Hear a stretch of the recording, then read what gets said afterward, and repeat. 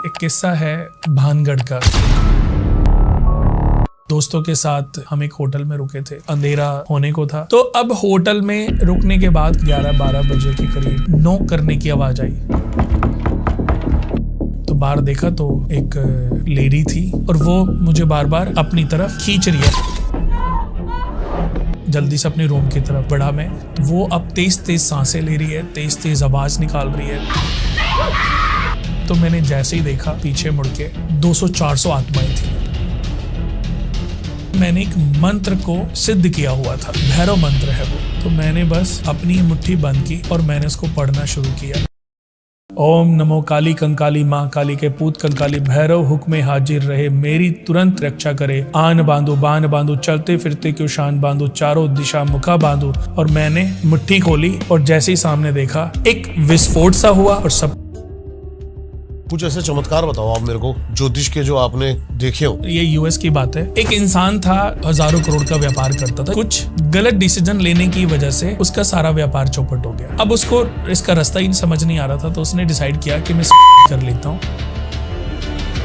उसने एक पत्र लिखा और वो लिख करके अपने साइन करके बेंच पे रख करके पीने ही वाला था कि अचानक एक आदमी पीछे से आया और उसने बोला, तुम बड़े डिप्रेस से हो, कोई गलत कदम तो नहीं उठा रहे हो? तो उसने बोला, हाँ मैं गलत कदम उठा रहा हूँ। कहता, कितना कर्जा है तुम्हारे पास आज के टाइम पे? वो 5,000 करोड़ का एक चेक लगाता है, साइन करता है, उसको दे देता है। वो कहता, आप कौन हो और क्यों मेरी हेल्प करना चाहते हो? वो कहते हैं, मेरा नाम वॉरेन बुफे है। जब वो चेक कैशियर को देने वाला होता है, वो ये सोचता है कि यार एक इंसान जो मुझे जानता भी नहीं है, उसने मेरे ऊपर कितना विश्वास दिखाया है। आपने जो एक बात बोली ना कि जिसने गीता पढ़ ली उसको किसी चीज की जरूरत नहीं है, वही इस कहानी का सार लगा मुझे। तो मेरे दिमाग में इस पूरी कहानी के पीछे सिर्फ एक कृष्ण की एक बात चल रही थी, रथ ना कहीं भी चलता है, बस मैं ही आगे बढ़ता हूँ, गांडीव हाथ में तेरे है पर रण में मैं ही लड़ता हूँ।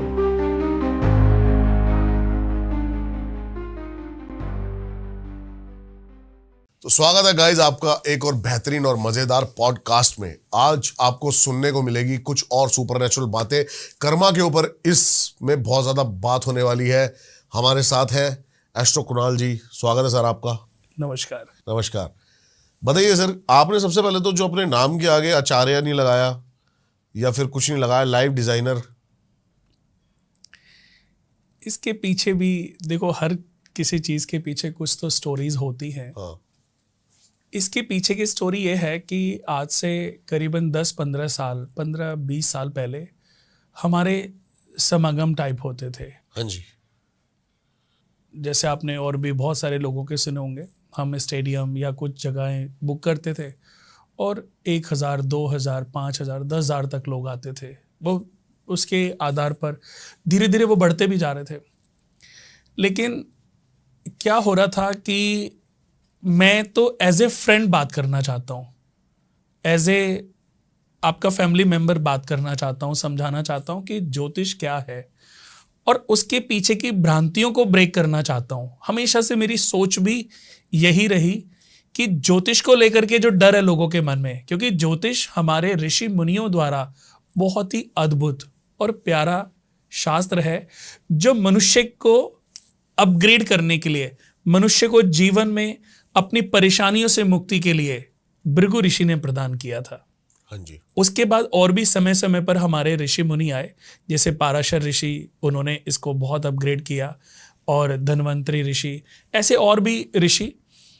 तो सब लोग जब हम समागम करते थे तो लास्ट में, जैसे आपने देखा होगा, मंदिर कभी गए हो तो लास्ट में पंडित जी जब आरती वारती कंप्लीट हो जाती है तो जल लोटे से थोड़ा सा लेते हैं। नहीं, हाँ चलो, वो भी लोटे से थोड़ा जल हाथ में लेते हैं और वो पब्लिक के ऊपर डालते हैं। मैंने कई मंदिरों में देखा है। तो मैं सिंपली कि खड़े हैं। अब कुछ लोगों को मैंने देखा है तो वो जहां पर जल वो पंडित जी डालते थे उधर की तरफ मुड़ते चले जाते हैं कि ये जल मेरे ऊपर गिरे। तो मैं ये सोचता था कि अगर इसके ऊपर ये पूरा लोटा गिरा भी दें, पूरा लोटा ही पंडित जी से मैं लूं और इसके ऊपर उड़ेल दूं, तो क्या होगा? अभी के अभी इसको मोक्ष मिल जाएगा, इसके पाप खत्म हो जाएंगे, ये राजा बन जाएगा, यहां से गायब होके ये अंबानी जी के या अडानी जी के घर में प्रकट होएगा क्या? ये मिथ है कि किसी चीज को पीसफुल, शांति से आप पहले समझो, फिर अपने कदम आगे बढ़ाओ। तो ऐसे ही जब हम वो समागम करते थे तो उसके बाद लोग समागम के बाद लोग मिलते थे, हम संकल्प कराते थे कि अपने पापों का प्रायश्चित करो, अपने ऋणों से मुक्ति का, अपने दोषों से मुक्ति का, अपनी ग्रहों की स्थिति, पाप ग्रहों की स्थिति से मुक्ति के लिए संकल्प करो और अपने जीवन की कोई भी एक बुराई का त्याग करो, उसका ये संकल्प हम कराते थे। तो उसके बाद लोग ना, मैंने देखा कि लोग मिलते थे कि कुणाल जी मुझे आपसे मिलना है, फिर लोग धीरे धीरे पाँव पकड़ते थे, एक ने पाँव छुए, 4 लोग और पाँव छूने आ गए। अब वो मुझे लगता था कि ये हो क्या रहा है। ऐसे तो धीरे धीरे पाँव छूना, देखो कोई ब्राह्मण, मैं मंदिर में बैठा हुआ पुजारी तो हूँ नहीं कि मैं आपको मैं भगवान से कनेक्ट नहीं करा रहा हूँ, मैं तो नॉलेज दे रहा हूँ और मैं एज ए फ्रेंड ये नॉलेज देना चाहता हूँ।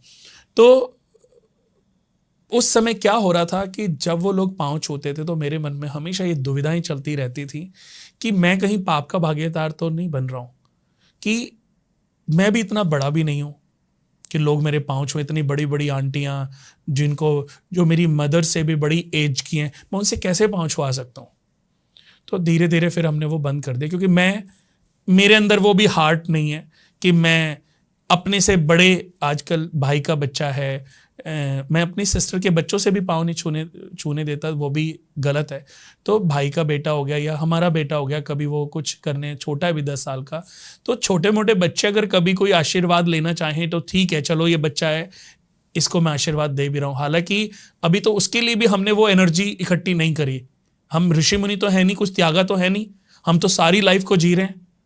और सही बताऊं, 1% लोग भी आपको ऐसे नहीं मिलेंगे इस पूरी धरा पर जो आशीर्वाद देने योग्य हों। इस पूरी धरा की मैं बात कर रहा हूं।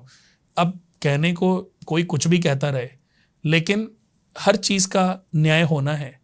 जब इस शरीर से मुक्ति मिलेगी ना, तो सबसे पहले इसी का न्याय होना है। किस आधार पर तुमने लोगों से पांव छुलवाए, किस आधार पर तुम भगवानों की, देवताओं वाली पूजनीय गद्दी पर विराजमान हुए, तो इसका तो न्याय तो होना ही है। कहते हैं ना, भगवान के यहाँ देर है, बिल्कुल सही बात है, पर अंधेर नहीं। बिल्कुल सही बात तो है। यही सोच करके मैंने वो आचार्य, ज्योतिष, वेद, ये सब हटाया और मैंने लोगों को बताना शुरू किया कि आई एम लाइफ डिजाइनर। जैसे एक डॉक्टर बीमारी को ठीक करता है, एक दर्जी या एक डिजाइनर व्यक्ति जो कपड़े का डिजाइनर है, वो आपकी बॉडी को देख करके आप उसके पास जाओगे तो आप बोलोगे भाई मेरे लिए कोई बढ़िया सी ड्रेस डिजाइन कर दो। ऐसे ही हम आपकी ग्रह स्थिति के आधार पर आपकी लाइफ को डिजाइन करने का काम करते हैं कि आपकी लाइफ कैसी होनी चाहिए, आपको किस ट्रैक पर जाना चाहिए, क्या बिजनेस होना चाहिए, क्या जॉब होनी चाहिए, ये ग्रह स्थिति के आधार पर, कि आपको कभी जीवन में पीछे मुड़ के ना देखना पड़े। आपने जैसे बताया ना कि आप मंदिर में ये देख रहे थे कि लोग के ऊपर पानी का छिटा फेंका जा रहा है। ये क्यूरियोसिटी मेरे भी मन में चलती रहती है हमेशा जब भी मैं कुछ चीज देखता हूं, लेकिन इनके आंसर तो मैं ढूंढ चुका हूं। इनके आंसर ये है कि ये एक कॉमन मनुष्य के लिए जरूरी है, जो ज्ञान में ज्यादा लीन नहीं है, जो एक एवरेज व्यक्ति है 9 to 9 वाला, अब वो मूर्ति के सामने जा रहा है, उसके आगे मूर्ति क्या है? एक भाव, बस भाव है। वो पानी भी ऐसी एक भाव है कि उसके ऊपर, मैं यही तो समझाना चाहता हूं कि भाव को खड़े होकर के उसको कुछ चीजों को अपने पास आने दो, अब भागो मत। हाँ। आप किसी को हटा करके अगर आप वहां पर जा रहे हो, बट आप जाने अनजाने कुछ गलती भी तो कर रहे हो, आप खड़े हो जाओ। जितना आपकी किस्मत में लिखा है ना, उतना छींटे आपके ऊपर पड़ेंगे और उन छींटों से क्या फल मिलना है वो तो ऑलरेडी लिखा ही हुआ है। तो आप अगर, यही तो मैं कहना चाहता हूं कि फिर भागदौड़ क्यों, फिर पागलपन क्यों, आप खड़े हो जाओ। मैं भी आज मंदिर में जाता हूं, मैं एक बार धूप लिया, अपने परिवार को भी दिलाया, हम खड़े हैं मंदिर में और किसी भी जगह पर, और पंडित जी ने हमारे ऊपर छींटे डाले, जो आ गए वो हमारी किस्मत थी, वो हमें ईश्वर की कृपा से प्राप्त हुए। आपने कहा कि मुंह उधर उधर घूम रहे हैं शायद। हाँ, वो ये जगह गलत है। नहीं, जहां पर मैंने कहा कि अब वो पंडित जी ने इधर डाला तो खड़े हो गए, फिर और आगे जा रहे हैं कि और छींटे आ जाए और छींटे आ जाए, तो धक्का मुक्की चल रही है। इससे कुछ हासिल नहीं होगा। हासिल जिससे होना था ना, वो छींटे तो आपके ऊपर प्रभु की मर्जी से पड़ चुके हैं।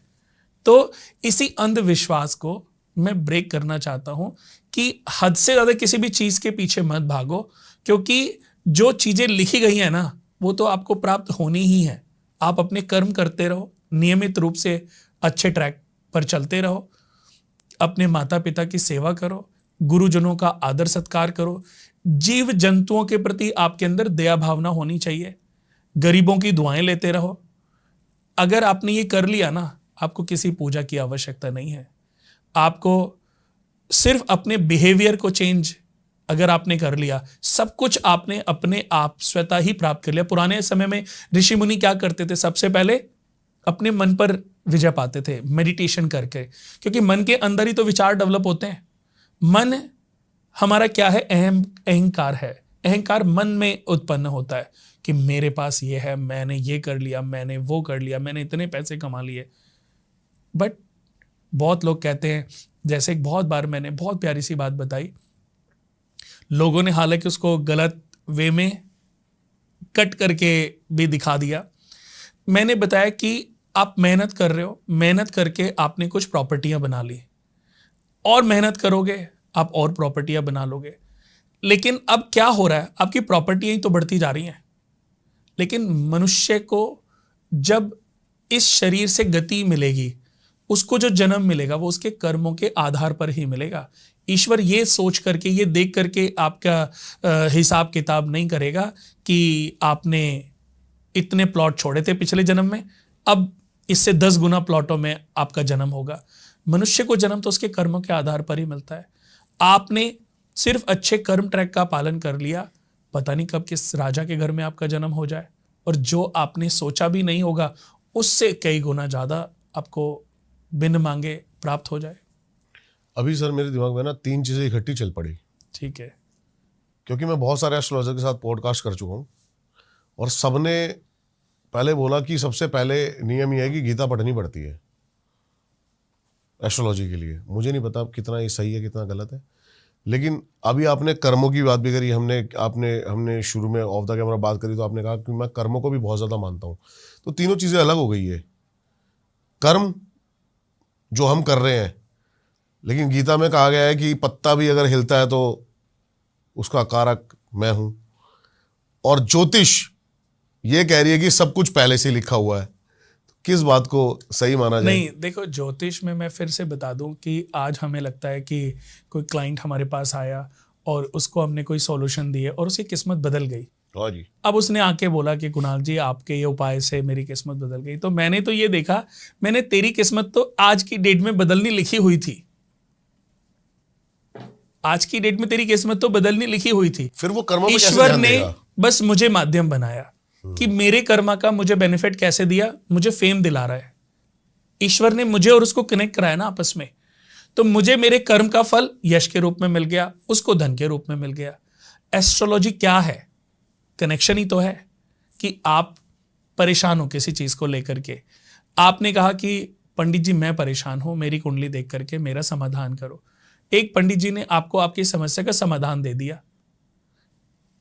कैसे दिया? अब कोई ना कोई उपाय तो बताएंगे ना वो, कि किसी मंदिर में जाके माथा टेको, कोई महामृत्युंजय मंत्र का जाप कर लो, ये रत्न पहन लो, या ये पूजा अर्चना करा लो, आप ठीक हो जाओगे। तो आपकी किस्मत में जो लिखा है ना, वो आपको तो मिलेगा ही मिलेगा। लेकिन ईश्वर ने अगर आपका तरक्की का मार्ग किसी पंडित जी के माध्यम से लिखा हुआ है, तो वो आपको मिलना ही पड़ेगा। जैसे कि इसके 2 उदाहरण देता हूं। एक बार विवेकानंद जी को किसी ने पूछा कि अगर किस्मत में लिखा है तो मैं मेहनत क्यों करूं? फिर तो लिखा है तो मुझे मिलेगा ही।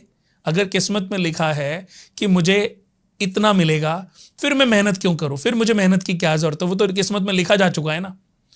तो विवेकानंद जी ने बड़ी प्यारी सी लाइन में उसको, शब्दों में, बड़े प्यारे से शब्दों में उसको समझाया कि तेरी किस्मत में तो लिखा है कि तुझे बहुत सारा मिलेगा, बट तुझे अभी ये कैसे पता कि वो तुझे कैसे मिलेगा और कब मिलेगा? तुझे मिलेगा, पर तुझे मेहनत करके मिलेगा। अगर किस्मत में लिखा है कि मेहनत करके मिलेगा, अगर किस्मत में लिखा है कि कुणाल जी से मिलने के बाद मिलेगा, अगर किस्मत में लिखा है कि गीता को पढ़ने के बाद मिलेगा, तो उसी रास्ते पे जाने के बाद, उसी पूजा को करने के बाद, उसी रत्न को धारण करने के बाद मिलेगा। ये लिखा जा चुका है, लिखा हुआ है कि जो हो रहा है और जो होगा वो ईश्वर की मर्जी से ही हो रहा है। ईश्वर ने डिसाइड कर रखा है कि कुणाल इस जन्म में 13,326 लोगों को मिलेगा, तो वो 13,326 लोगों को मिलना मेरी नियति में लिखा जा चुका है। वो जिस दिन पूर्ण होगा, मेरे जीवन का उद्देश्य खत्म हो जाएगा। वो कब तक होगा? शायद मेरी 87 एज होगी, 67 होगी, या 97 होगी, या फिर या जो भी एज एक निर्धारित है, ठीक है। उतने लोगों को उतने पीरियड में मिलना लिखेगा। अब दूसरी बात मैं आपको ये बताना चाहता हूं कि सब कुछ लिखा तो हुआ है, लेकिन ईश्वर ने फिर भी आपको कुछ चीजें दी हैं, जैसे सोचने की, समझने की, स्पर्श करने की, देखने की, सूंघने की। आप अग्नि जल रही है, अग्नि में आप उंगली तो नहीं डालोगे ना, क्योंकि आपको पता है कि इससे मेरी उंगली जल जाएगी। पानी में आप डाल दोगे कि पानी में अगर आपका हाथ जल रहा है तो पानी में, क्योंकि ये सब चीजें ईश्वर ने बनाई हैं और ईश्वर ने आपको किसी न किसी रूप से ये सब ज्ञान समय एज के अनुसार धीरे धीरे आपको प्रदान करना आरंभ किया, और अभी सारा ज्ञान आपको मिल गया धीरे धीरे। आपको लगता है कि दुनिया का हर इंसान गीता पढ़ रहा होगा या पढ़ेगा, लेकिन मैं फिर भी आपको बता दूं कि बिना गीता पढ़े भी बहुत सारे लोगों के अंदर ये ज्ञान उत्पन्न हो चुका है। ये ज्ञान है कि क्या सही है और क्या गलत है। गीता को पढ़ के मुझे लगता है कि शायद पूरी दुनिया की सोच चेंज हो जाएगी, पर पूरी दुनिया तो पढ़ेगी नहीं ना गीता।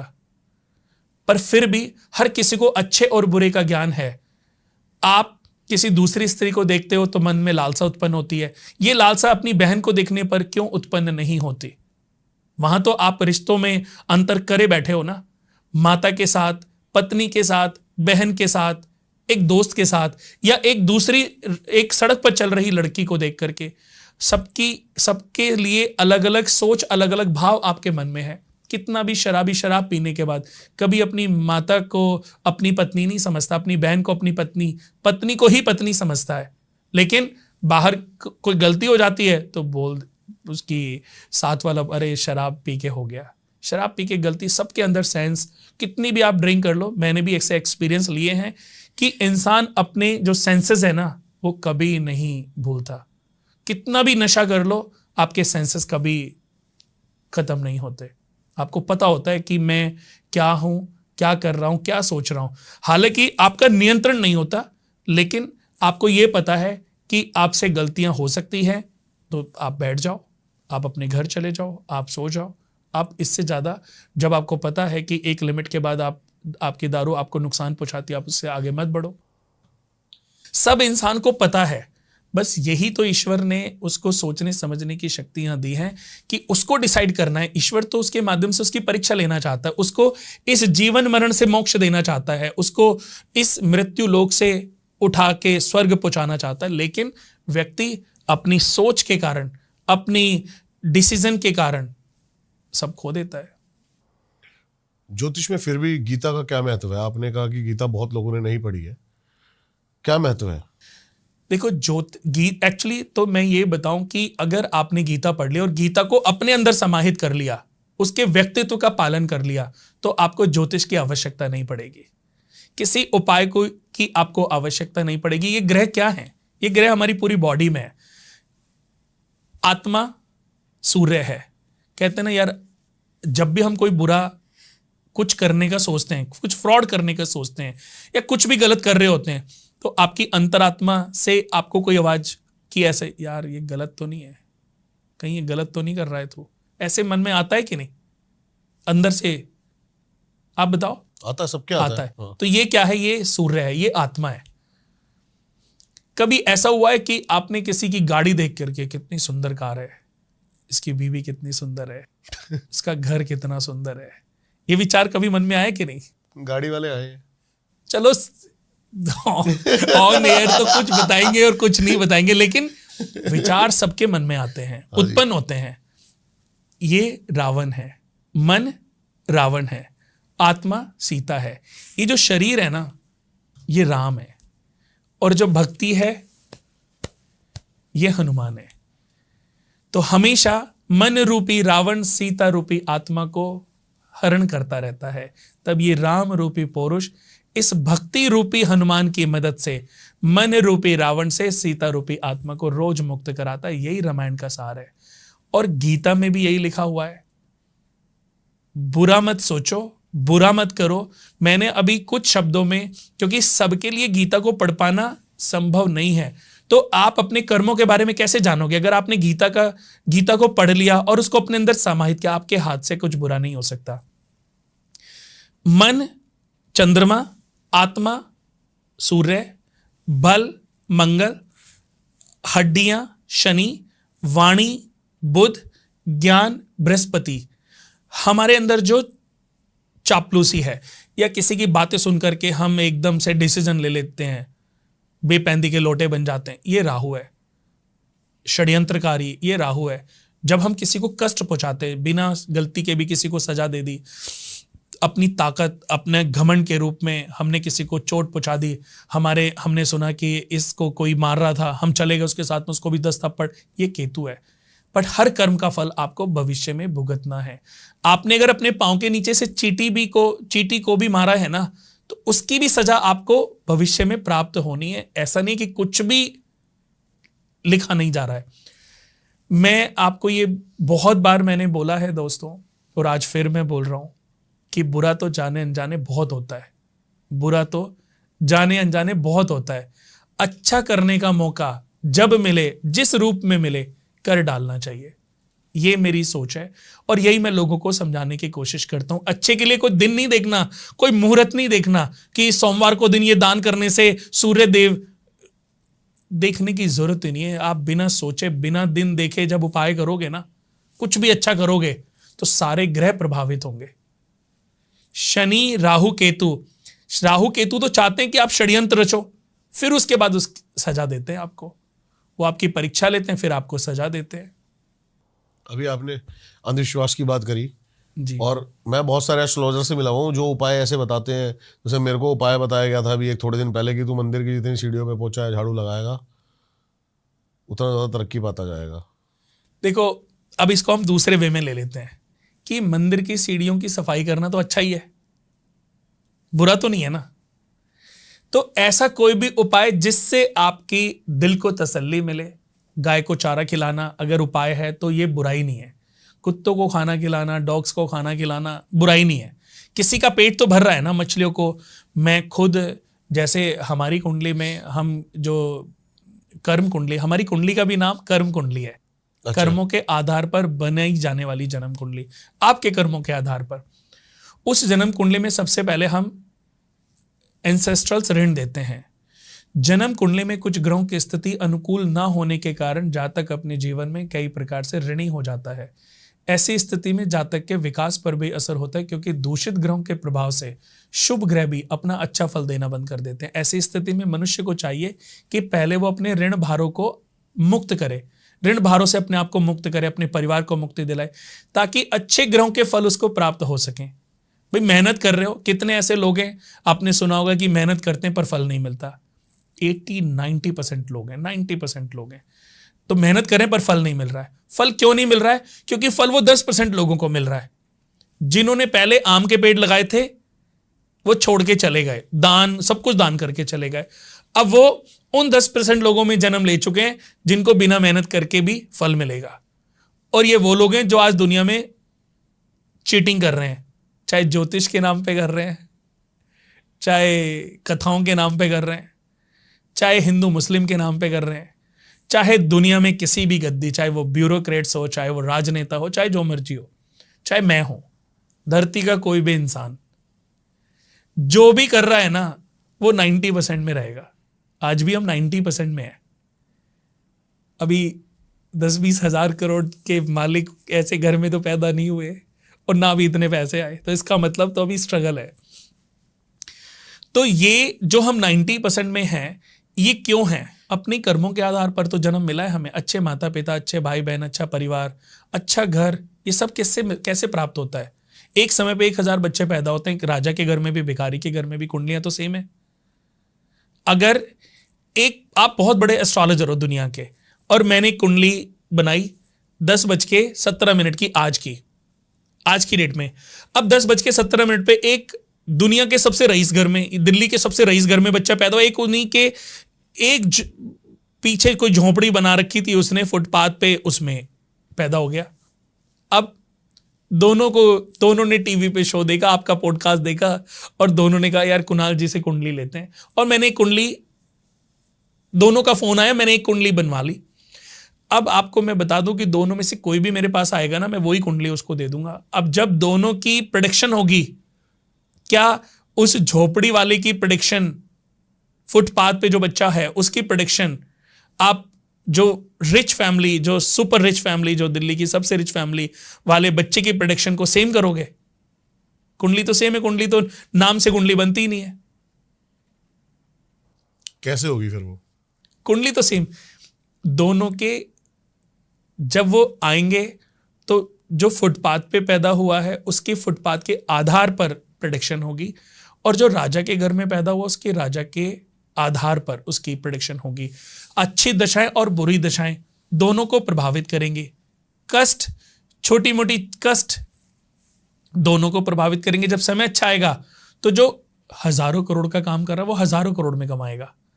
जो फुटपाथ पे है वो धीरे धीरे रिक्शा खरीद लेगा, रिक्शे से ऑटो, उसके लिए तो वही राजयोग है। लेकिन मनुष्य को जो जन्म है वो अपने कर्मों के आधार पर ही मिलता है, इसका और कोई शॉर्टकट तरीका नहीं है। लेकिन अगर ऐसा होता तो परमात्मा पिछले जन्मों का थोड़ी तो मेमोरी रखता कि इस जन्म में पिछले जन्म के कर्मों को काटे बंदा, कि चलो पिछले जन्म में पाप हो गए थे। जब प्रायश्चित, यही तो हमने बोला कि कुंडली में जो ऋणों के बारे में हम बताते हैं वो यही तो बताते हैं कि एंसेस्ट्रल डेट्स आपकी कुंडली में क्या है, पूर्व जन्म में कौन से पाप कर्म किए हैं। कि अगर किसी जातक की जन्म कुंडली के 4th हाउस में केतु बैठा है तो इसका मतलब है मातृण दोष लगा हुआ है, और अगर मातृण दोष लगा है तो अपनी माता की सेवा करें और एक सिल्वर कॉइन जल प्रवाह करें। और अगर आपने ये उपाय कर लिया तो आपका प्रायश्चित पूरा हुआ, क्योंकि आपको नॉलेज मिल गई। नॉलेज तभी मिलती है जब प्रायश्चित पूरा होता है। जब तक आपका प्रायश्चित पूरा नहीं होगा ना, आप भटकते रहोगे। कितने लोग हैं जो हमारे पास आते हैं और कहते हैं कुणाल जी पता नहीं कितने पंडितों ने, कितने एस्ट्रोलॉजर ने मुझे को लूट लिया है, मैंने कितने पैसे खर्च कर दिए, अब आप आखिरी हो, अब आपके बाद मेरा ज्योतिष पर से विश्वास उठ जाएगा। तो मैं, ऐसे बहुत सारे लोग हैं जिनको बोला है, मैंने कहा मैं निवेदन कर रहा हूं अब मेरे पास भी मत आओ। मैं तो ये कहता हूं ज्योतिष पर से विश्वास खत्म मत करो, क्योंकि हमारे ऋषि मुनि कहाँ और हम कहाँ। हमारे ऋषि मुनियों ने बहुत ही मेहनत के साथ इन ग्रंथों का, शास्त्रों का निर्माण किया। उसके पीछे उनकी सोच मनुष्य को लेकर के बहुत अच्छी थी। तो आज हम ज्योतिष पर से क्यों विश्वास उठा रहे हैं? ज्योतिष तो हमारे ऋषि भृगु ऋषि का दिया हुआ ग्रंथ है, दिया हुआ शास्त्र है, जिन्होंने मानव कल्याण के लिए इस शास्त्र की रचना की थी। आज हम बिजनेस करके, थोड़ा आगे पीछे करके, आपको एक और बात मैं बता दूं कि इस धरती पर किसी को भी 5% से ज्यादा एस्ट्रोलॉजी का ज्ञान नहीं है।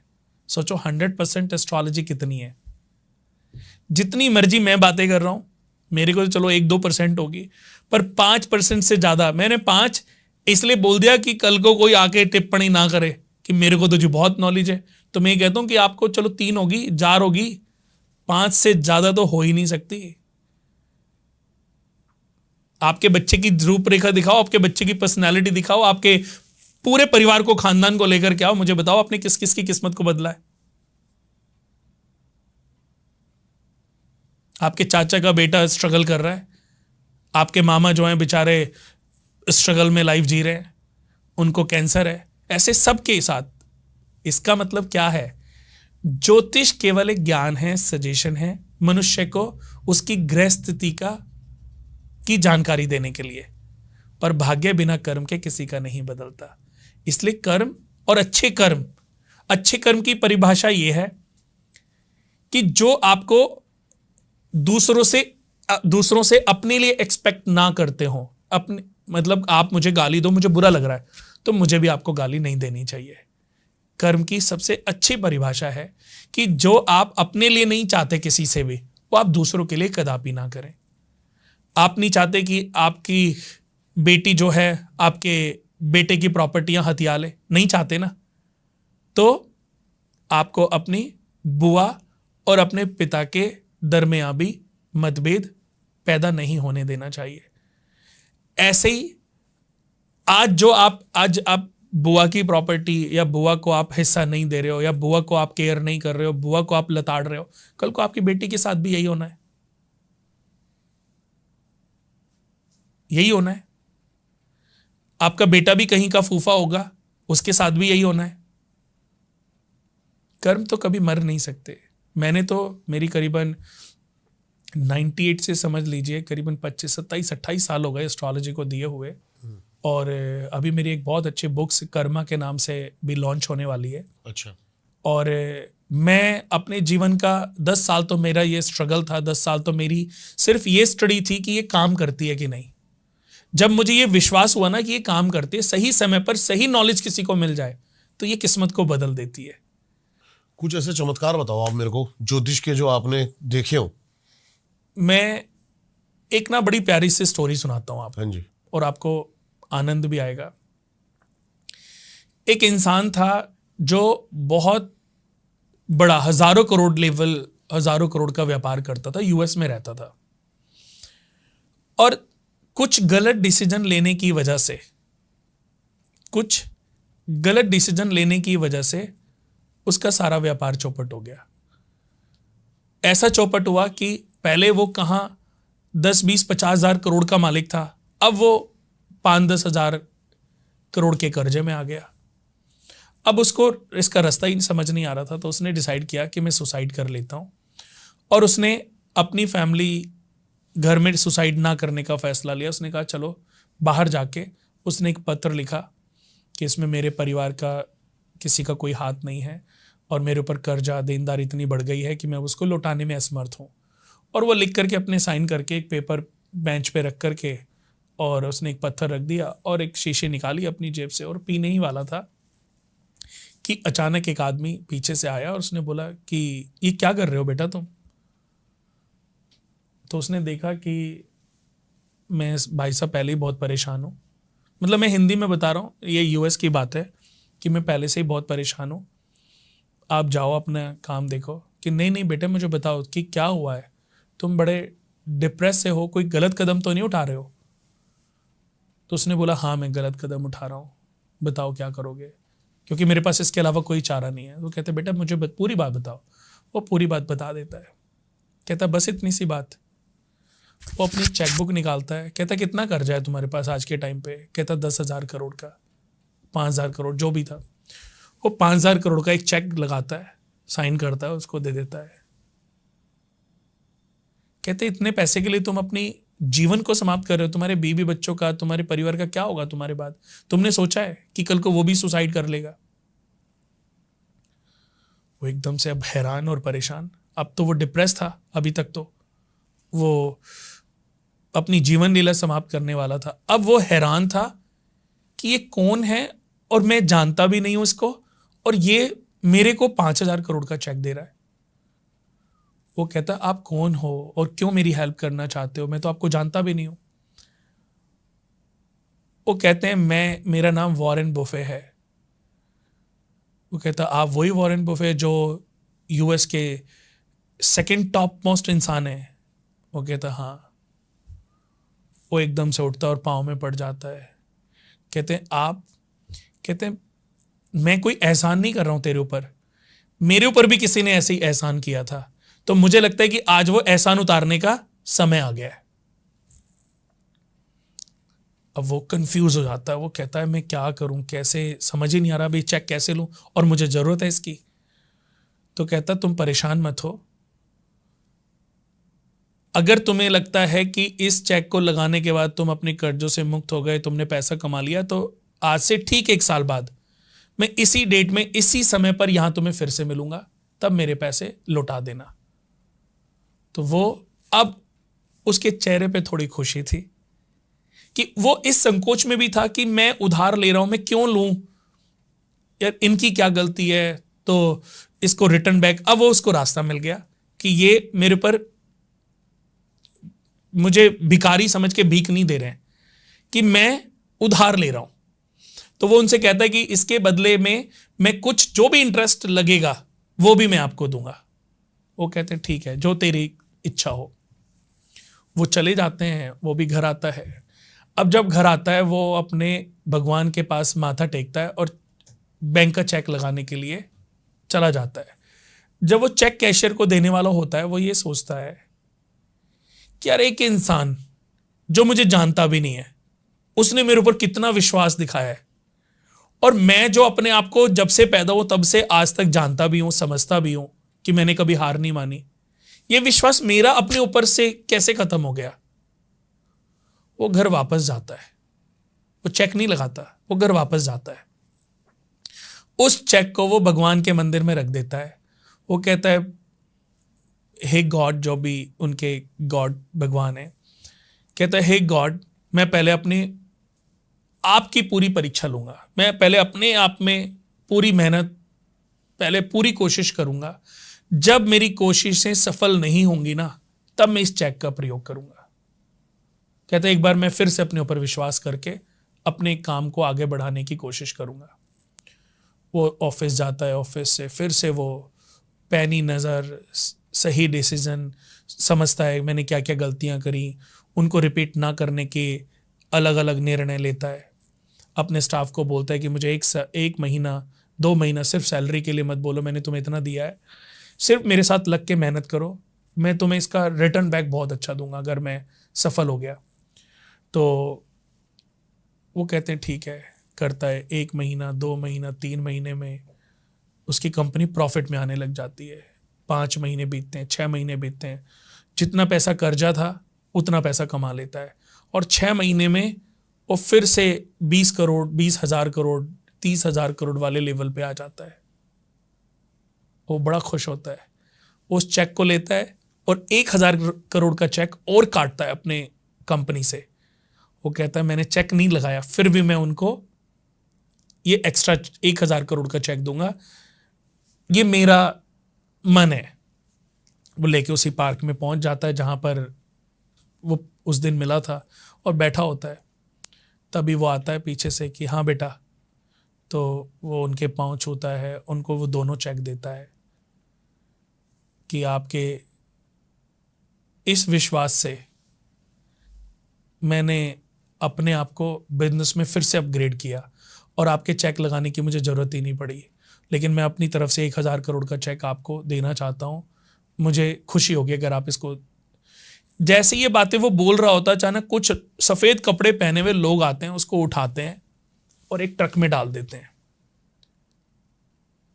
तो वो भागता है कि वो सोचता है शायद इनका किडनैप कर रहे हैं वो, तो भागता है कि कौन हो तुम, कहाँ हो। वो कहते हैं पागल खाने से भागा हुआ पागल है, ये हमेशा लोगों को मिलता है, अपने आप को वॉरेन बुफे बताता है, सबको 1,000 के 5,000 करोड़ के 200 के 500 के 600 करोड़ के चेक बांटता घूमता है। अब वो तो चला जाता है। अब वो बेंच पे बैठता है, वो कहता है एक फ्रॉड चेक को लेकर के मैं बैंक चला गया, इस चेक के बदले जिसकी कोई वैल्यू ही नहीं थी, जो कि बाउंस ही होने वाला था, भाई वो तो पागल ही था ना। तो किस चेक पर विश्वास करके मैं, लेकिन फिर वो कहता है कि ये तो मुझे आज पता चला, अगर उस दिन पता होता तो शायद मैं इस लेवल पे ना पहुंचता। मुझे पता नहीं था, मैंने इस चेक पर वैसा ही विश्वास किया जैसे वो रियल चेक था, और फिर बिना चेक लगाए मैंने अपना विश्वास, अपना अंदरूनी विश्वास जागृत किया, और मैंने मेहनत की, और फिर से ये बुलंदी, ये स्थिति प्राप्त कर ली। तो इस कहानी को बताने के पीछे मेरा रीज़न ये है कि जिस व्यक्ति का विश्वास अपने ऊपर से उठ जाता है ना, वो कहीं सक्सेस नहीं हो पाता, कहीं सफलता उसको नहीं मिलती। लेकिन जिस व्यक्ति का विश्वास अपने ऊपर बना रहता है, वो व्यक्ति किसी भी ऊंचाई को प्राप्त कर लेता है। और दोस्तों, ये जो एस्ट्रोलॉजी है, ये जो ज्योतिष है, ये वही आपका विश्वास है। ये आपको यकीन दिलाता है, ये आपको विश्वास दिलाता है कि आपकी जन्म कुंडली में बहुत ही क्षमता है, बहुत ही शक्ति है, बट आप उसको पहचान नहीं पा रहे हो, आपको पता नहीं है। आपकी कुंडली में तो करोड़ों रुपए हैं और आप स्ट्रगल लाखों का कर रहे हो। तो उसकी सोच को लाखों से करोड़ तक पहुंचाने का काम एस्ट्रोलॉजी करती है। तो एस्ट्रोलॉजी बहुत प्यारा। आपने जो एक बात बोली ना कि जिसने गीता पढ़ ली उसको किसी चीज की जरूरत नहीं है, जी, वही इस कहानी का सार लगा मुझे तो। क्योंकि मेरे दिमाग में इस पूरी कहानी के पीछे सिर्फ एक कृष्ण की एक बात चल रही कृष्ण थी। जी ने यही तो बोला कि मैं खड़ा तो हूं पीछे। मनुष्य का यही कर्तव्य है कि वो स्वयं अपना पतन ना होने दे और स्वयं अपना उद्धार करे। वो कहते हैं कि मरने वाला, तूने जो बाण चलाए हैं ना, वो भी मेरे ऊपर लगे हैं, वो सहने वाला भी मैं ही हूं और सजा देने वाला भी मैं ही हूं। आपको गीता तो चलो आपने पढ़ी होगी, लेकिन आपने बर्बरीक के बारे में सुना है? बर्बरीक भगवान ना जी। खाटू श्याम बाबा जी ने हाँ हम जी, बोलते हाँ जी। हैं। जब ये युद्ध खत्म हुआ तो भीम ने गदा लहराई, उसने बोला मेरी गदा ने सबका वध किया। अर्जुन ने बोला मेरे बाणों ने सबको मारा है। मेरे माधव नकुल सहदेव ने भी ऐसे ही बोला और युधिष्ठिर जी ने भी बोला कि मेरे भाले ने सबको खत्म किया। मेरे एक अनसुने झूठ की वजह से आज। तो कृष्ण जी को बड़ी हंसी आई।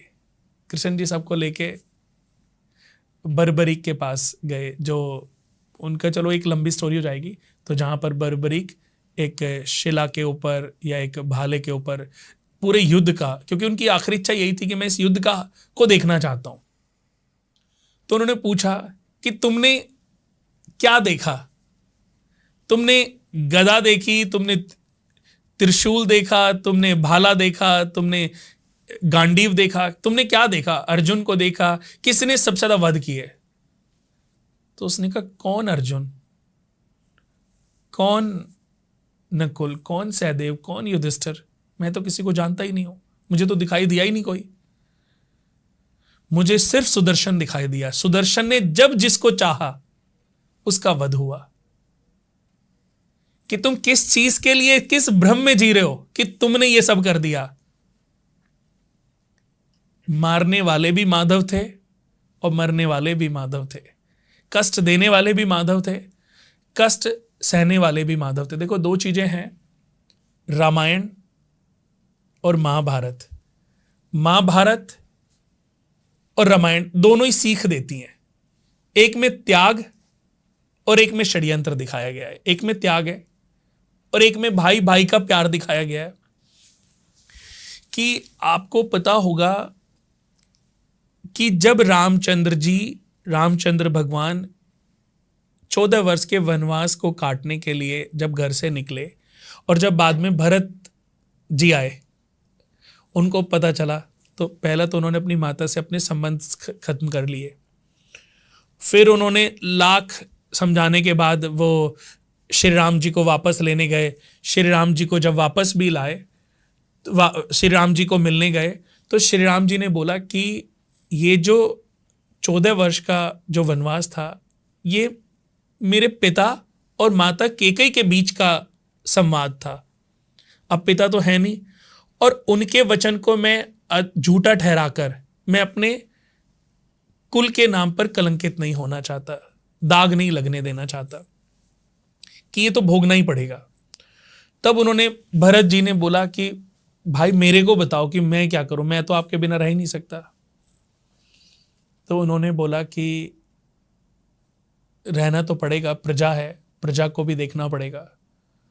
तो उन्होंने बोला कि ठीक है, आप मुझे अपनी पादुका दो, मैं आपके पादुकाओं को राजगद्दी पे रख करके नीचे बैठ करके राजपाट देखूंगा। अब इससे आगे आप कुछ मत कहना, वरना मैं जाऊंगा ही नहीं वापस। राम जी हट के आगे जब समझ गए उनकी हट, तो उन्होंने अपनी पादुकाएं दे दी।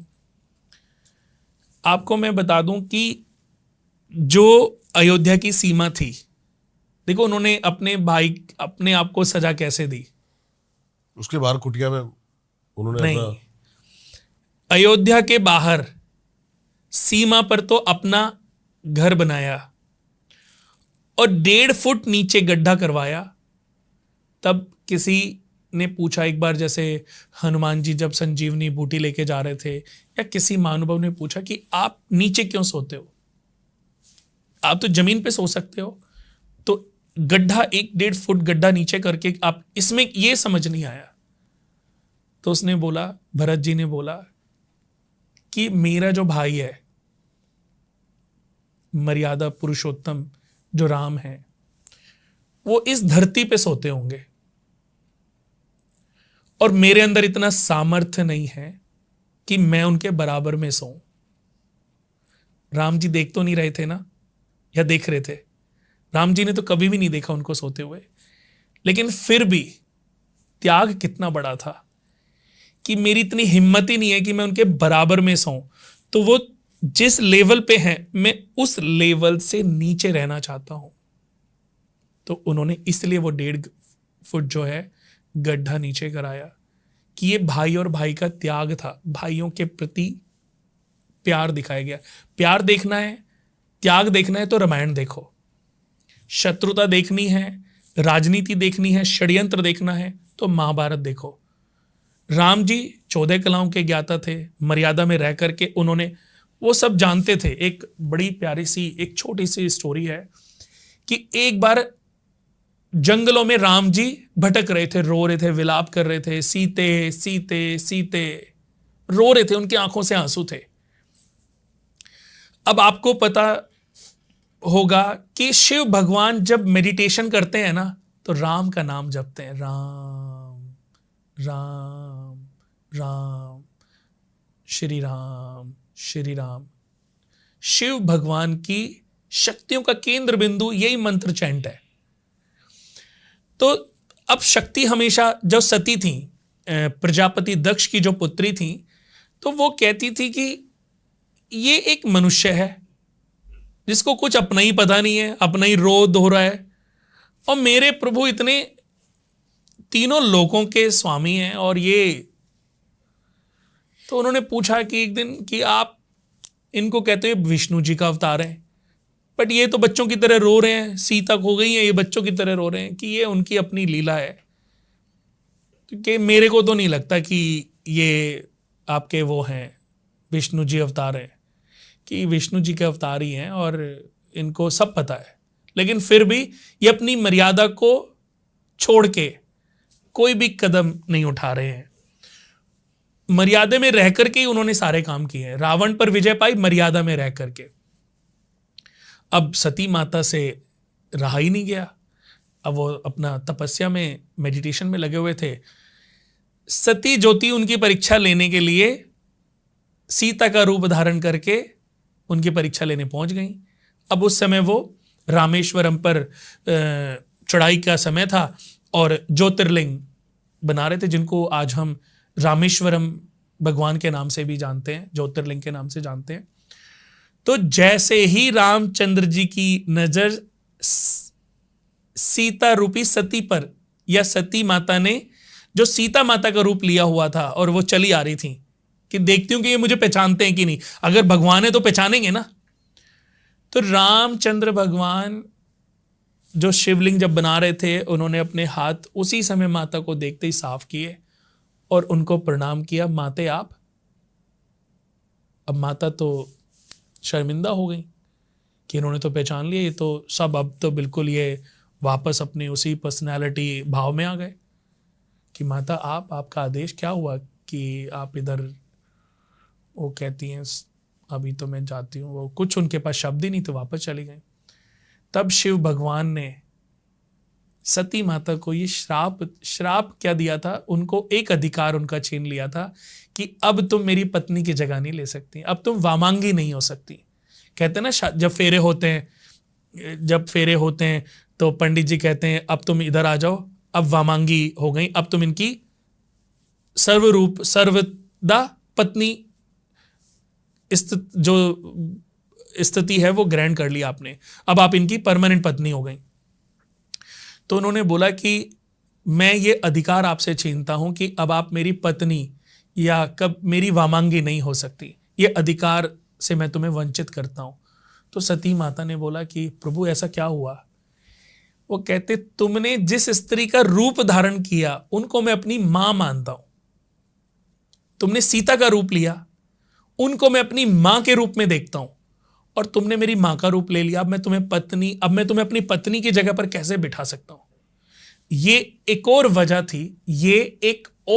थी कि सती माता प्रजापति दक्ष के यहां पर जब गई थी तो उन्होंने उस हवन यज्ञ में या अपनी ही ओरा में, अपनी ही ऊर्जा में अपने आप को भस्म किया था, क्योंकि उनके पास और कोई, उनको पता था कि इस शरीर के साथ वो वामांगी नहीं हो सकती। तो इस शरीर को विलुप्त करने का भी ये एक लीला रची गई कि वो सती हो गई। बाद में सुदर्शन भगवान ने अपने सुदर्शन से उनके शरीर के 52 हिस्से किए, जो इस पृथ्वी पर या गिरे अलग अलग जगह पर, जिनको आज हम शक्तिपीठों के नाम से जानते हैं।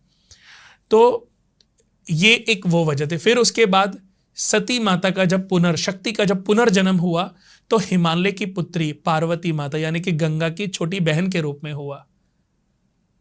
तब उन्होंने शादी की, फिर वो वामांगी हुई। तो देखो, हर चीज के पीछे कोई ना कोई रीजन तो जरूर है। अब करते हैं सर थोड़ी सी बातें हॉरर, ठीक है, जिसके लिए हमारे दर्शक काफी देर से वेट कर रहे थे जी। लेकिन बहुत अच्छी भक्ति बातें हुई।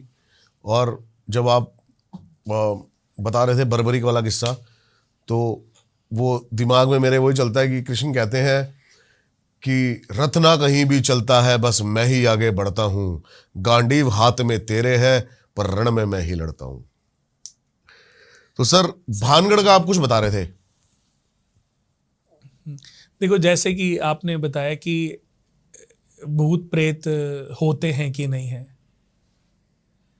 आपका मुझे नहीं पता कितना विश्वास है, पर मैं आपको बता मेरा दूं, पूरा विश्वास है। हाँ, परमात्मा है। कि अगर सच है तो झूठ भी है, दिन है तो रात भी है। सच का महत्व इसीलिए है क्योंकि झूठ भी है,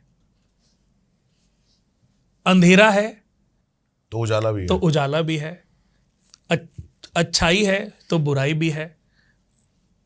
तो ऐसे ही अगर देवता हैं तो दैत्य भी हैं, भगवान हैं तो राक्षस भी हैं, मतलब अच्छी शक्तियां हैं तो भूत प्रेत भी है।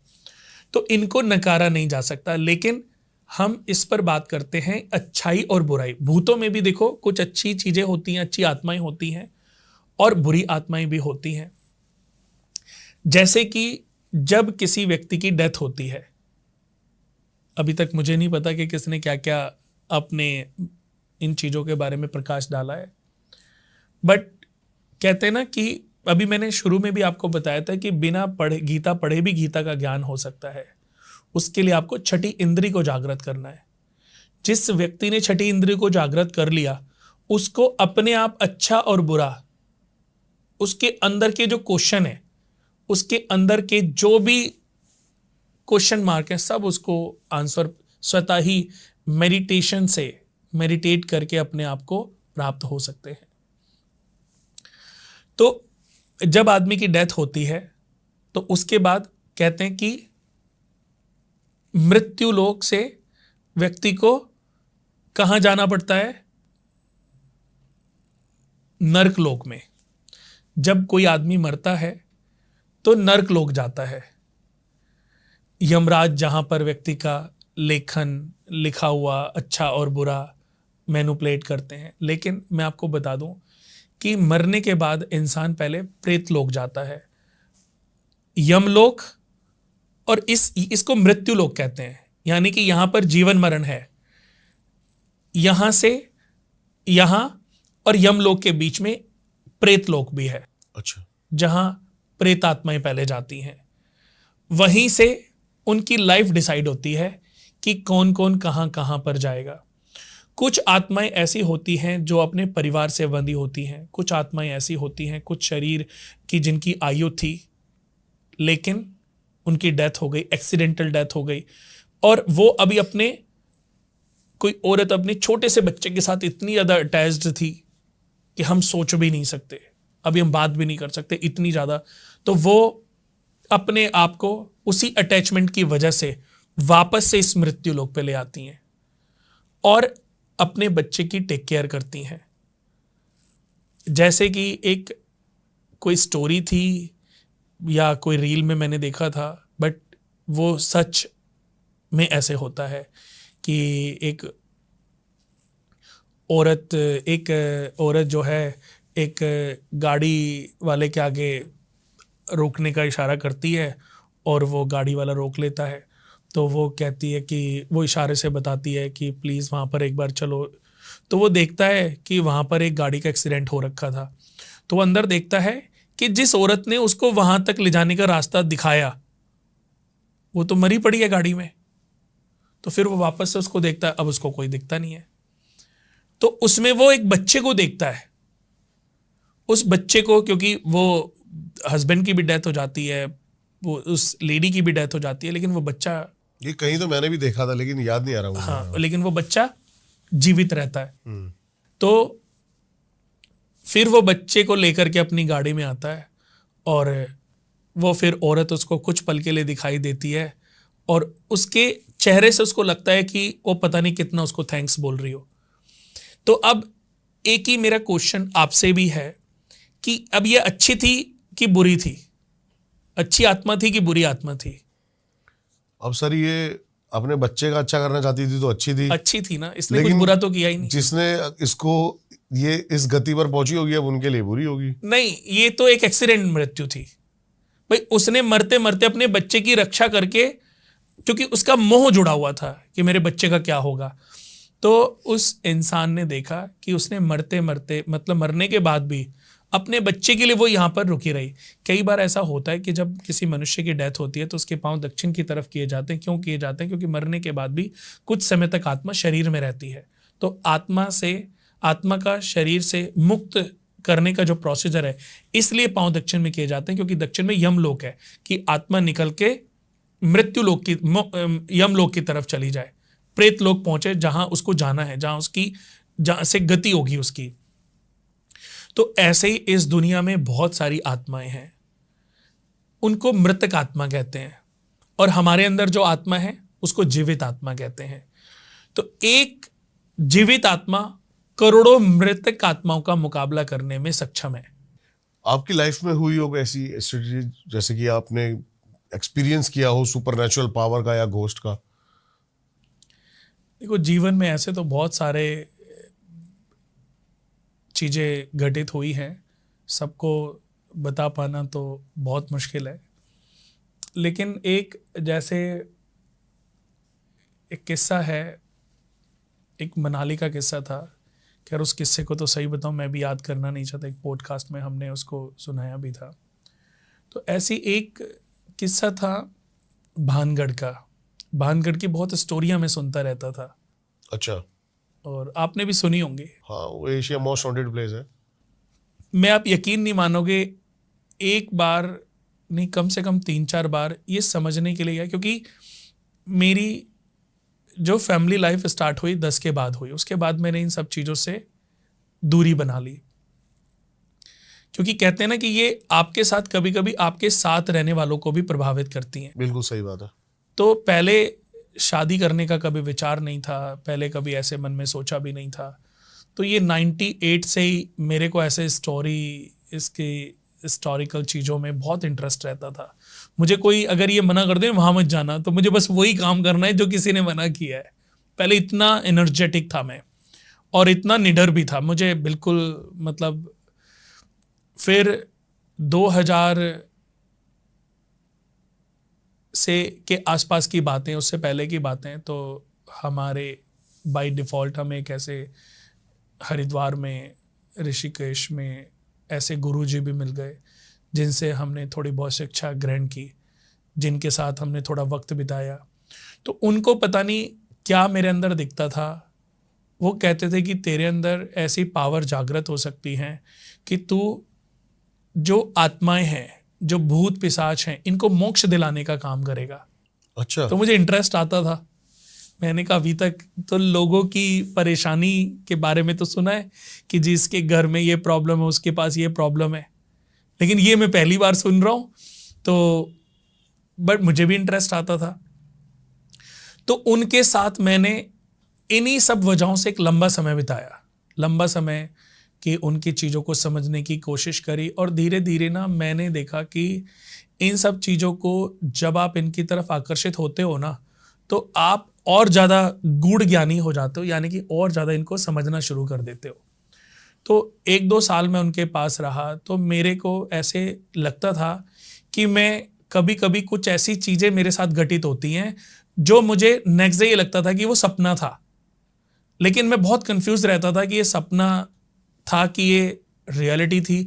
उसकी वजह से फिर मुझे नींद नहीं आती थी मेरे मन में वो चीज़ें, क्योंकि चंद्रमा मेरा वृश्चिक राशि में नीच राशि में बैठा है।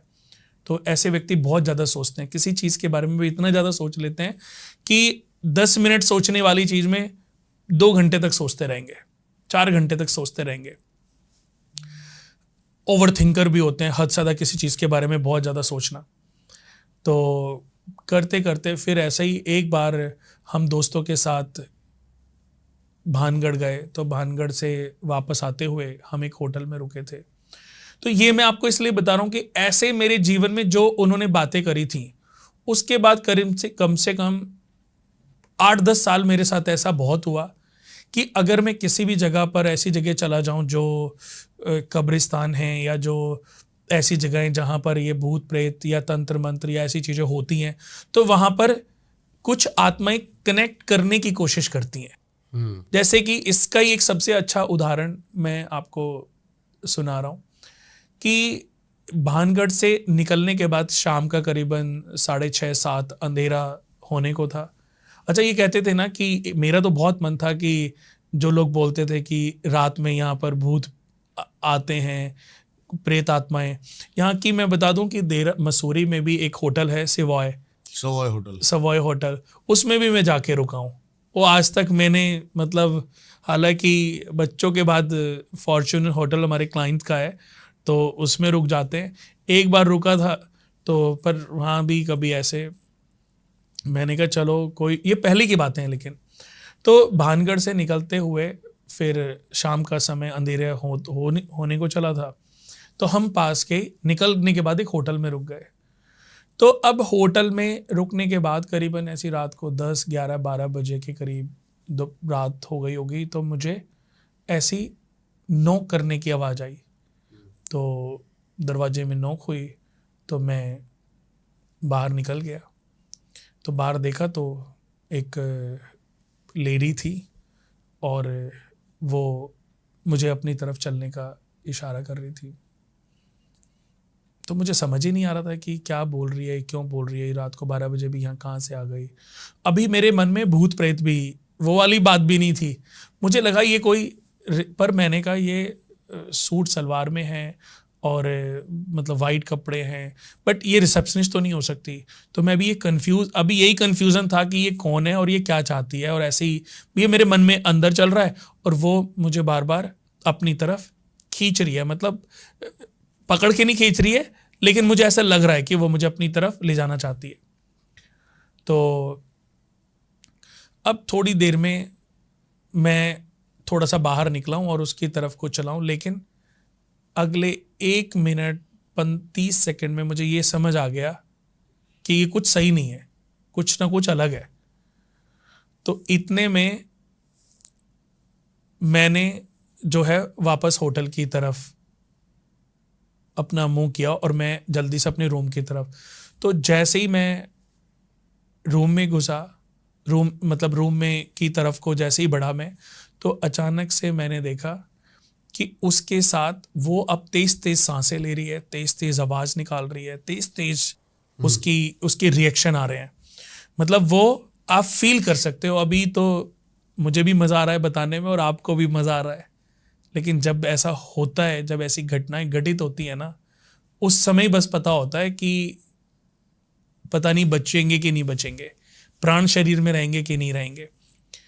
तो अभी बस मन के अंदर घबराहट, हार्ट बीट बढ़ चुकी थी। अब वो सांस आवाज़ इतनी तेज हो रही थी, तो मैंने जैसे ही देखा पीछे मुड़ के, तो मैंने देखा उसके पीछे, तो मतलब मैं आपको बता नहीं सकता कि मैंने फील किया, मैंने देखा कि वो जो एक लेडी थी उसके साथ में बहुत सारी मुखाकृति बनी हुई थी। सेम उसी की? नहीं, बहुत सारे लोग थी, अच्छा। जेंट्स, लेडीज, पुरुष, स्त्री, बहुत सारे बच्चे, मतलब जैसे मुझे लग रहा है कि 200-400 आत्माएं थी। हाँ जी। अब जब मैं अपने बताया था ना, मैंने गुरुजी के पास जब मैं रहता था, तो उन्होंने जाने अनजाने उनको ये लगता था कि तेरे अंदर ऐसी शक्तियां हैं कि तू भूत प्रेतों को, आत्माओं को, अभिशप्त आत्माओं को जो मोक्ष चाहती हैं, मुक्ति चाहती हैं, उनको तू मोक्ष दिला सकता है। उसकी वजह भी होती है कि जिस व्यक्ति का भी राहु 6 नंबर में होएगा, 6 नंबर का राहु पवित्र माना जाता है, और 12 नंबर का केतु मोक्ष कारक होता है। 12 नंबर का केतु मोक्ष कारक होता है। तो मेरी जन्म कुंडली में 6 नंबर में ही राहु लगन में और 7th हाउस में केतु विद्यमान है, और 12वें घर में शनि बैठा है। तो मतलब ये, और शुक्र और गुरु 10th घर में बैठे हैं। मेरी जो जन्म कुंडली है वो अर्ध गोलार्ध कुंडली है, यानी कि आधे भाव में, एक एक भाव में कोई ना कोई ग्रह बैठा हुआ है, बहुत कम देखने को मिलेगी। और मेरा जो बेटा है वो पूर्ण गोलार्ध योग में पैदा हुआ है। जीवन में असंभव सी बात है कि कभी ऐसे देखने को मिले, तो भगवान ने कुछ तो रीज़न, कुछ तो वे जरूर सोचे समझे हैं। तो जो राहु और केतु का कॉम्बिनेशन है, या जो 10th, तो गुरुजी शायद ये एक वजह होगी, आज मैं समझ पा रहा हूँ। बट उस समय उन्होंने कुंडली भी नहीं देखी थी, उस समय उनके पास हो सकता है कुछ अलग शक्तियाँ हों, तो उन्होंने तो मुझे वैसे ही बोला था कि तेरे अंदर ऐसी शक्तियाँ होंगी। तो उनके द्वारा मैंने एक मंत्र को सिद्ध किया हुआ था। तो आप देखो, मैंने फिर अपना ये एकदम से, पहले मैं कवच भी डालता था, तो खैर बहुत दिन से मैंने डालना बंद कर दिया, कि मैं जब भी कहीं जाता था ना, वो कवच जरूर डाल के ले जाता था। तो कवच मेरे गले में ही था, कि ताकि कोई मुझे नुकसान ना पहुंचा पाए। तो मैंने बस अपनी ये मुट्ठी बंद की और मैंने उसको पढ़ना शुरू किया। भैरव मंत्र है वो। अच्छा। ओम नमो काली कंकाली माँ काली के पूत कंकाली, भैरव हुक्मे हाजिर रहे, मेरी तुरंत करे रक्षा करे। आन बांधो बान बांधो, चलते फिरते क्यों शान बांधो, चारों दिशा मुखा बांधो, 9 नाड़ी 9 72 कोटा बांधो, फूल में भेजो फैल जाए, काटे जो पर थल कापे, हल हल हले गिर गिर पड़े, उठ उठ बके बग बग बके, मेरा भेजा 1.25 घड़ी 1.25 बरस का बावला न करे, तो कुंडे की माँ पर सवार होए, बिना हुक्म नहीं मरना हो तो मेरी आज्ञा का तुरंत पालन करे। ओम नमो ईश्वरो मंत्रो वाचा, ओम नमो ईश्वरो मंत्रो वाचा, ओम नमो ईश्वरो मंत्रो वाचा।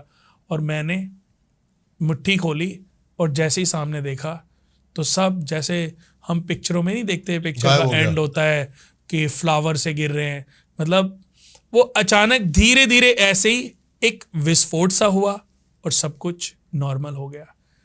अब मैं उनकी, मतलब ये तो मैंने अपने दोस्तों को तो नहीं बताई, लेकिन जैसे जब मैं आ रहा था तब मैंने ये जरूर फील किया कि वो मुझसे मोक्ष का रास्ता चाहती थी।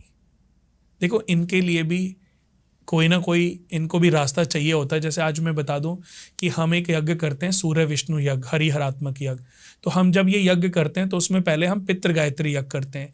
यानी कि पितृ गायत्री यज्ञ का मतलब है कि अगर पितृ गायत्री यज्ञ का मतलब है कि अगर आपके पूर्वजों में, पितरों में अभी तक किसी को मोक्ष नहीं मिला है, आत्मा को मुक्ति नहीं मिली है, तो हम उनको मोक्ष के लिए जो उनको पुण्य फल चाहिए, तो गायत्री, पितृ गायत्री करके वो हम इकट्ठा करते हैं, ताकि उनको मोक्ष मिले और वो सदगति को प्राप्त हो। यानी कि आपके जो भी पूर्वज हैं उनको जो भी हिस्सा चाहिए वो हम पहले पूजा से प्रोवाइड कराते हैं। तो ऐसे ही ये तो हमारे घर की बातें हो गई। आज हम कोई भी पूजा पाठ करते हैं, कोई दान, कोई पुण्य, हाँ जी, आप भी कोई भी घर में करते हो ना। अगर आपके घर में पूर्वजों में किसी को अभी तक मुक्ति नहीं मिली है तो आपकी पूजा का कुछ भाग वो चोरी कर लेते हैं। तो इसलिए जब भी हम कोई पूजा करें तो पितृ गायत्री चैंटिंग जरूर करानी चाहिए, ताकि उनको जितना हिस्सा चाहिए उतना हिस्सा हम उनके लिए प्रोवाइड कर सकें। बहुत लोगों को क्योंकि नॉलेज नहीं होती तो इसलिए नहीं कर पाते, बट हम प्रोसीजर को, कोई भी प्रोसीजर करते हैं तो ये पार्ट जरूर करते हैं। तो ऐसे ही जो बहुत सारी ऐसी आत्माएं हैं जिनका भी इस दुनिया में मोक्ष का रास्ते सारे बंद हो गए हैं, तो वो ऐसे ही किसी शुभ आत्मा को, अच्छी आत्मा को अपना टारगेट बनाती हैं और अपना मुक्ति का मार्ग उनसे रिलीज कराती हैं। तो ऐसे ही आपको मैं बताऊं कि जाने अनजाने मैंने बहुत सारी ऐसी मृतक आत्माओं को मोक्ष का मार्ग दिखाया होगा। जाने अनजाने भी इसलिए क्योंकि मेरे मन के जो भाव हैं वो बहुत अच्छे हैं। मैं तो ये सोचता हूँ कि कर भला तो हो भला, अपने भले में सबका भला। मैं भगवान से जब भी मन्नत मांगता हूँ, मंदिर में जाता हूँ, तो मैं हमेशा यही कहता हूँ, परम पिता परमेश्वर सबका भला कर, सबके ऊपर अपनी कृपा कर, सबको उनके कर्मों के आधार पर उनको फल दे और उनको सद्बुद्धि दे। तो ये मेरा हमेशा भाव रहता है। अपने माता पिता, सबके माता पिताओं की अच्छी हेल्थ के लिए मैं मांगता हूँ। मैं भी परिवार डिवोटी हूँ, बहुत अपनी फैमिली से बहुत अटैचमेंट रखता हूँ। तो मेरा यही मानना है कि जब आप किसी के लिए अच्छा करते हो ना, तो आपके साथ भी अच्छा ही होता है। भगवान भी अच्छा सोचता है। और बुराई, ऐसी दुनिया की कोई बुराई नहीं है जिस पे सत्य की जीत ना हो सके। बिल्कुल सही बात कह रहे हो आप। रात लंबी तो होएगी लेकिन सवेरा जरूर होगा। उजाले को रोक नहीं सकती। बिल्कुल सही। जब सूरज की पहली किरण पड़ेगी तो अंधकार समाप्त होता चला जाएगा। ऐसे ही ये ज्ञान का प्रकाश है। अगर ज्ञान का, सही ज्ञान का प्रकाश लोगों के ऊपर पड़ेगा तो अंधकार जो फैला हुआ है, अज्ञानता का जो अंधकार फैला, वो समाप्त होता चला जाएगा। बहुत ही अच्छा लगा सर आपसे बात करके। धन्यवाद आपका आने के लिए। बहुत ही मजा आया आपसे बात करके। और थोड़ी सी हमारी हॉरर बात हुई, लेकिन बहुत ही मेरे को इंटरेस्ट बना रहा और मैं बहुत ही मतलब डेप्थ में आपकी बात सुन रहा था। आई होप ये पॉडकास्ट इतना ही प्यारा लगा हो। सर से ज़रूर कनेक्ट करें एस्ट्रोलॉजी के लिए, या फिर अभी हॉरर के स्टडी भी करते हैं।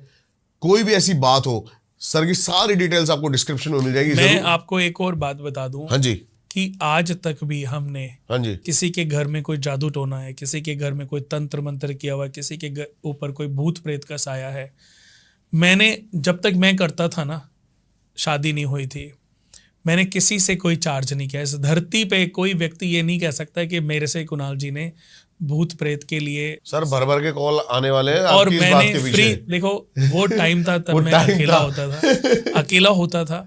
सही बात अभी है। क्योंकि कहते हैं ना कि फैमिली के साथ जब आप जुड़ जाते हो तो इसका प्रभाव, अभी बहुत प्यारे बच्चे भगवान ने दिए हैं और बहुत छोटे हैं, बहुत प्यारे से हैं। एक का नाम कृष्णा, एक का नाम कामाख्या, और भाई के बच्चे हैं अर्पित और काजल, और एक हमारी बड़ी बेटी है आंचल, दीदी के बच्चे हैं। तो हमारे लिए पूरी फैमिली एक ही है। बहुत तो बढ़िया। मैं आपको यही कहना चाहूँगा कि एक समय था जब जितना हो सका आप हमने free में किया करते थे। और लोगों को उसके बहुत बेनिफिट मिले। लेकिन अब मैं एस्ट्रोलॉजी करना चाहता हूँ, आपकी कैलकुलेशन से आपके समस्या का समाधान देना चाहता हूँ, आपके कर्मों के आधार पर, आपके सॉल्यूशन, आपके दानों से, आपके उपायों से। इसी को लाइफ डिज़ाइन करना कहते हैं। बहुत कि बढ़िया। आज मैं परफेक्ट तरीके से हर जन्म के लिए आपकी लाइफ को डिज़ाइन करना चाहता हूँ। जितने हमारे क्लाइंट्स हैं, आपको मैं बता दूं कि अगर इस एनसीआर में 100 टॉप बिल्डर है ना, तो उसमें से 60% हमारे क्लाइंट हैं, और टॉप 10 में से टॉप 5 हमारे क्लाइंट होंगे।